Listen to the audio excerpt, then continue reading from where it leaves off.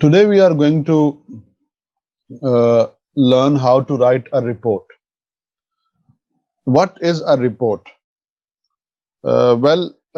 Before giving you a concrete definition, I would like to give you an example because many a times things become clear, get clear because of example more than a definition. Okay, so see, you are in your school and all of a sudden two of your class fellows, they start fighting. One of them hits the other one and the other one starts bleeding. So there is a fight, and in that fight one person hits or punches the other person and the other person starts bleeding. Now this news goes to the office of your headmaster, your principal. Now that principal asks the one of the students from your class, tell me what happened actually and give me in written. Meaning he says, whatever has happened in your class, write on paper and submit that paper to me. So it means your principal wants you to write a report of what happened.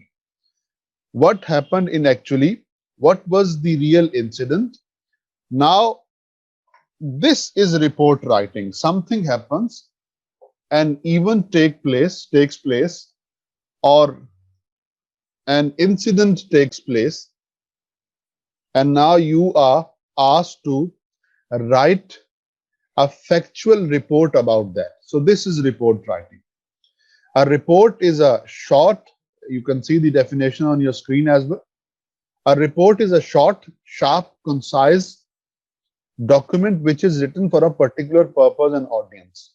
You write for a particular purpose, and what is that purpose? In order to clarify, in order to give the factual information. And who is the audience? In this case, in this example which we have discussed, there is a particular audience, and that is the principal. So you need to keep your audience, your readers in your mind as well.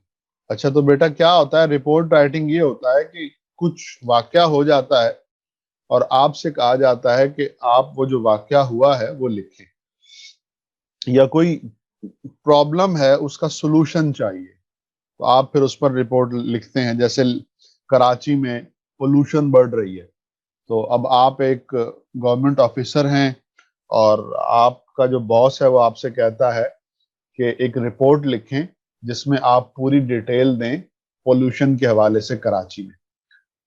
तो ये हो गई report. अच्छा, एक report जो है उसमें क्या सेक्शंस होते हैं? सी, as when we are writing an essay, so there are sections of essay. In the same way, there are some essential sections of a report. So first of all, there is a title page, then there is table of contents, then there is executive summary, then introduction, main text, as you can see, the list provided, conclusion, recommendations, and references. So these are the essential elements of a standard report. Some people, they include some other sections as well, like methodology or literature review. But at this point in time, keeping your grade, meaning keeping your class in my mind, I don't feel that I need to mention and explain those things as well. So these are in total 9 sections, and I think they are enough according to your level. So first of all is title page. So what is title page? Title page is like the title of the report. For example, you are writing a report on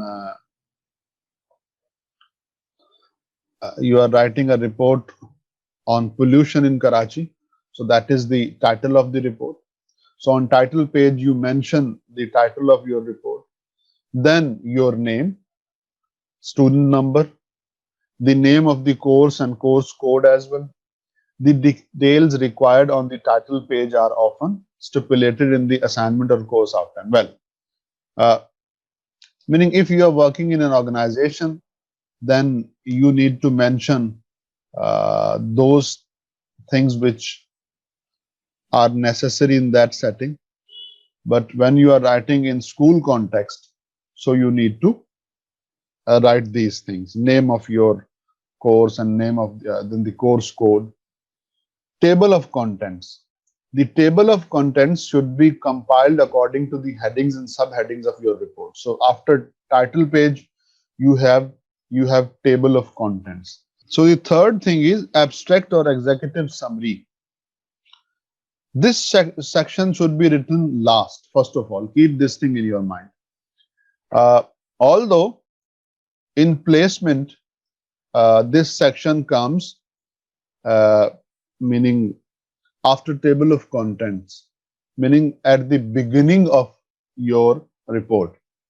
But in actuality, meaning you write it after you have completed your report. So after completing your report, you write an executive summary and you place it before introduction and after table of contents. So what do you do? What do you mention in executive summary actually? Uh, all the essential points, including the conclusions, in the briefest way. All the important points which you have mentioned in your report, you mention them very briefly. And then you also mention the conclusions. So keep in your mind, if somebody is unable to read the complete report, but if he is able to read the summary, so he will be that summary will be enough to give him like the gist, give him the main ideas and main points of your report. So write your executive summary keeping this thing in your mind, that if somebody is unable to read the entire report and he reads this summary, so he will be able to have the main points and main ideas. Introduction. Actually, introduction is something like the background. You know, in essay writing, we have hook and then we have a general background. So in the same way, the background of a report is mentioned in introduction. So you mention the background, like what was the reason, who asked you to write that report, and then you set the background. And sometimes you mention the method of investigation as well, meaning as you were asked to write a report, so what was the method you used? For example, you went and you had interview of some people, or you went to that particular place and you collected the information. So you mention very briefly these things as well. After introduction, you have main text, and that is the soul, you can say, of the report. This section is actually the real report. So here you mention all the details, all the findings which you have found during writing this report, during the investigation.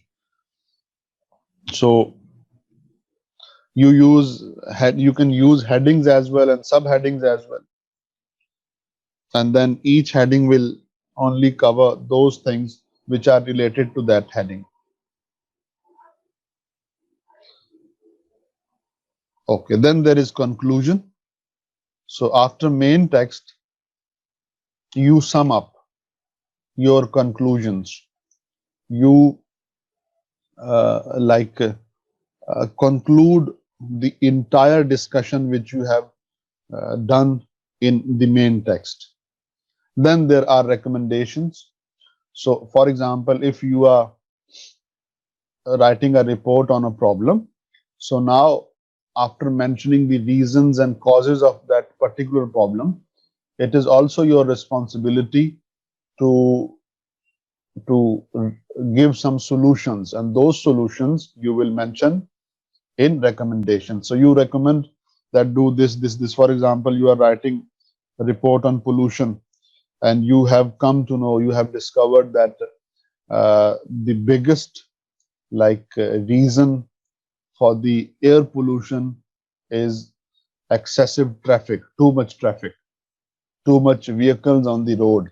So you recommend that government must reduce the number of cars or vehicles in Karachi. So the if there are less vehicles, obviously there is going to be less air pollution. So these are the recommendations. Then references. You mentioned the references, meaning the sources from where you got this information. For example, there are 2 or 3 books.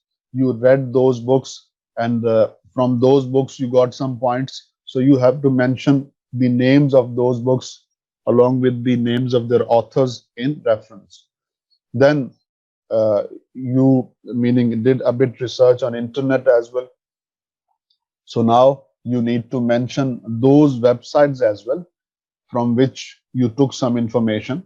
So references is actually uh, like giving the source of your information. So very briefly, these are the essential or important sections of a report. So a report is actually, what is a report? Report is actually a sharp and concise description of a fact or an incident or an event. I hope this lecture is useful for you people.